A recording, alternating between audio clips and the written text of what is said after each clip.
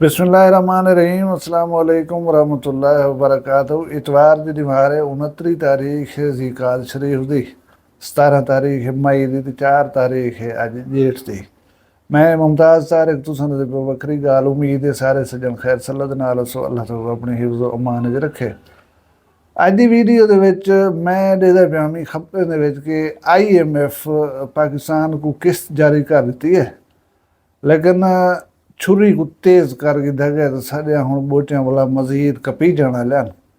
मैं थोड़ा जहा मालूमात दसा तो पाकिस्तान के उत्ते कितनी कर्जा है, तुसा असा कितनी कर्जाई हूँ भला ये कर्जा गया के देवे।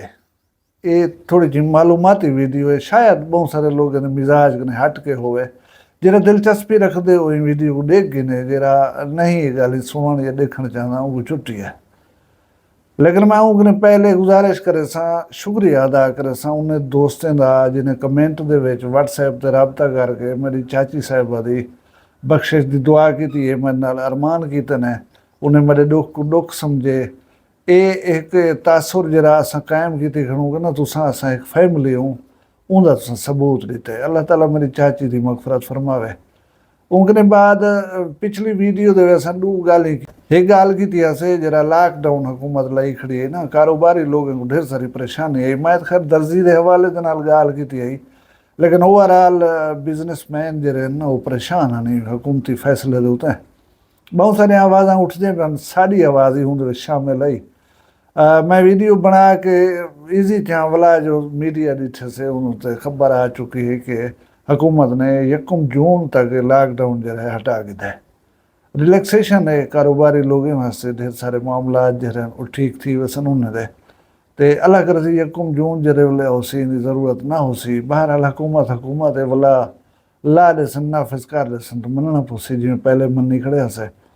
उनके अलावा भी गल की एयरपोर्ट से जो नौजवान वीडियो बनाई पान, मतलब सारे आखण का यह मैं एक तो कहीं को समझाने वास्ते तनकीद ही की है तो ऐसे अल्फाज कने गुरेज करना कि जेरे नाजेबा होवन, गैर शाइस्ता होवन। तो वो दोस्त जरा है ना एक वीडियो बनाई पान, शायद लोगों का यो रिएक्शन देख के ई सारे ही सारी आवाज़ शामिल है शायद। ते वो दोस्त क्या वीडियो बनाई पान तुसा आप देख लो। अस्सलाम वालेकुम संगत जी में तो आपको पता है खैर नाले दो चार रिवरा थी कन पोस्टा लग जा खड़े सारे खिलाफ।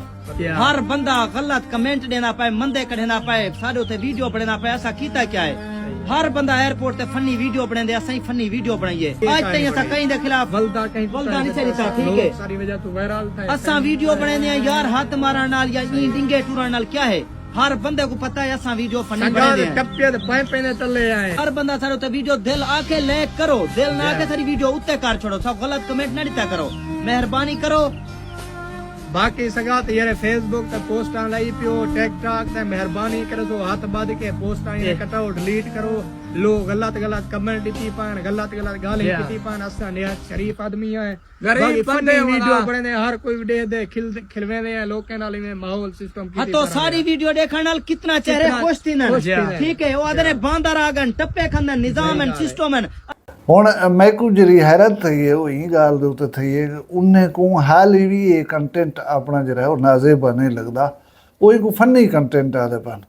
मेरा ख्याल है देख करें तो खिलता कोई का नहीं, शर्मसार सारे थे नो अदा कोई ब्याह रहा रस्ता गोल गी नो वायरल थी होने वास्ते ये कोई चीज़ नहीं जी तुस पेश करे दो। बहरहाल हर कहीं अपनी समझ है, तुम्हारी समझ मुताबिक कंटेंट अच्छा है या तुम्हारे तारुफ का एक जरिया है।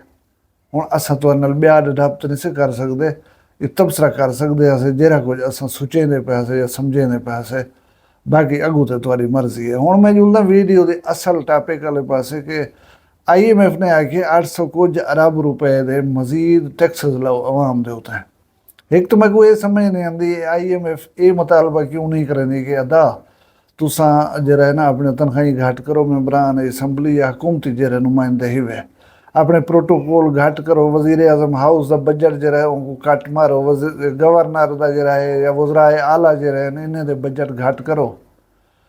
इनका मुतालबा तो नहीं करती IMF असल दे विच एक ऐसा मालियाती इदारा है जरा कहीं भी मुल्क के मालियाती सिस्टम को अपने कंट्रोल घिन गिनता है।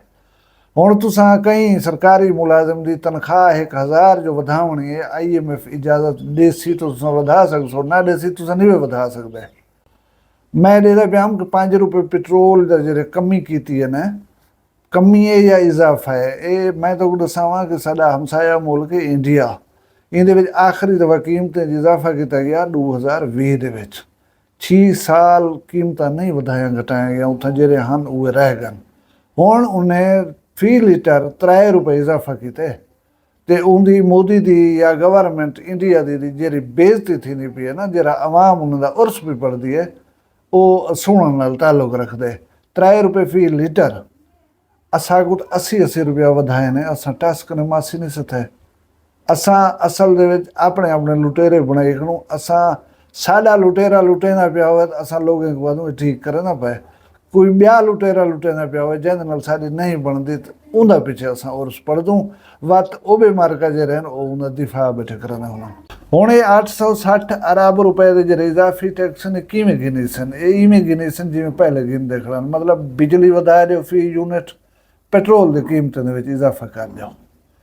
IMF कर्जा जेरे वेले देंदे हुकूमत कने पुछ दे के बाबा ये सारा कर्जा था किवें वला देसां, वो आदे इत्थों इतनी टैक्स इकट्ठा करे सां, इत्थों इतनी करे सां, एडो इतनी आमद थी सी, एडो इतनी आमद थी सी, तेरा कर्जा दे देसूं, वो मुतमैन थींदन, वो पैसे चा देवन। उन्हें को तुहाडी असाडी खैर खाई कहीं नहीं, तुहाडी असाडी खैर खाई हुकूमत करे साडी, जिले वेले ये नहीं सोचते IMF को क्या सिर दर्द है, वो तो पैसे देने अपना मुनाफे समेत वाला गिन में दे। अच्छा हुण ये इजाफे के वास्ते मैं जिवें आख्या छुरियां तैयार हैं, किला तेज़ करके देंगे, तुसां इंतजार करो, तुहाडी वत कोई बोटी जी वो कपी सी। हुण मैं देदा सोचेंदा ये पिया हम कि इं वेले पाकिस्तान के उत्ते मजमूई तौर के उत्ते कर्जा चौखा है। पाकिस्तान के उत्ते इं वेले 80,500 अरब रुपए का कर्जा है और हर पाकिस्तानी 3,30,000 रुपए का मकरूज है। और साढ़े मुल्क की जी GDP है उनका 70.7% एक कर्जे के पिया। जेरे मुआशी माहरीन या जेरे समझण वाले लोग मईशत को वो ये दसन कि आमदन और अखराजात दे विच अदम तवाजुन का नतीजा है ये जेरे कर्जे बेबहा होशरूबा थीने वञनि पाकिस्तान दे उत्ते। अच्छा मैं वाला एक गाल तुहाडे वास्ते गोलीए लभीए पुछीए मी कि ये कर्जे माफ़ कराने वाला जरा खाबते ना, ये अक्सर जेड़ा रहे वंदे फिलाना सी कर्जा माफ़ करवा गए, फिलाना कर्जा माफ़ करवा गए, ये चौखे कर्जे हो सन। इंदी एक हैरत अंगेज जी है ना वो गाल सामने आई है। उहदे विच ये हैरत अंगेज गाल सामने आई कि सन 1971 कने सन 1991 तक यानी इन्हें 20 साल 2.3 अरब रुपए के जरिए कर्जे माफ़ करवाए गए। हूँ वेले का 2.3 अरब रुपए बहुत वड्डी चीज़ हो सी 1971 तो 1991 के 20 सालों के दरम्यान।